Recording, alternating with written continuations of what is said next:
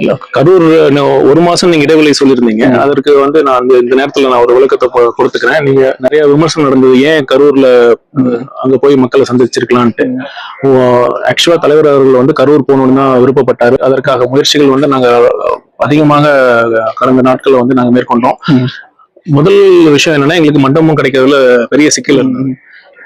எந்த முக்கவாசியான மண்டபங்கள் அவங்களுக்கு டிவிகேக்கு தயாரா இல்லை. அப்புறம் அப்படியே கொடுத்த 2 மண்டபங்கள் அதற்கான பாதுகாப்பு ஏற்பாடுகள் அங்க செய்யக்கூடிய வசதிகள் அங்க இல்ல. காம்பவுண்ட் வால்லாம் இல்லாம இருந்தது. இன்னொரு முக்கியமான விஷயம் என்னன்னா, காவல்துறையை நீங்க பர்மிஷன் கொடுக்குறப்ப நீங்க 2 மணி நேரம் ஈவென்ட் நம்ம கொடுக்கணும். எத்தனை மணிக்கு ஆரம்பிச்சு எத்தனை மணிக்கு முடியும், அந்த மாதிரி நமக்கு பர்மிஷன் லெட்டர் கொடுக்கணும். நீங்க ஒரு 2 மணி நேரம் நடக்கும் அப்படிங்கிற மாதிரி பர்மிஷன் கொடுங்க. வேணா ஒரு 1 ஹவர் எக்ஸ்டெண்ட் பண்ணிட்டு ஒரு 3 மணி நேரத்துக்குள்ள நீங்க நிகழ்ச்சியை முடிச்சுக்கோங்க அப்படின்னு சொல்லியிருந்தாங்க.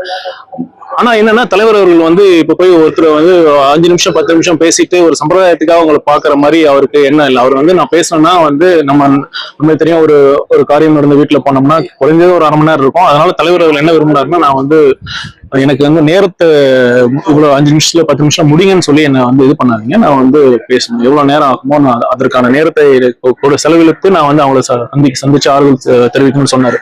அப்படி பாத்தீங்கன்னா ஒரு குடும்பத்துக்கு ஒரு 20 நிமிஷம் பாத்தீங்கன்னா கூட ஒரு கிட்டத்தட்ட 7-8 மணி நேரம் ஆயிரும்.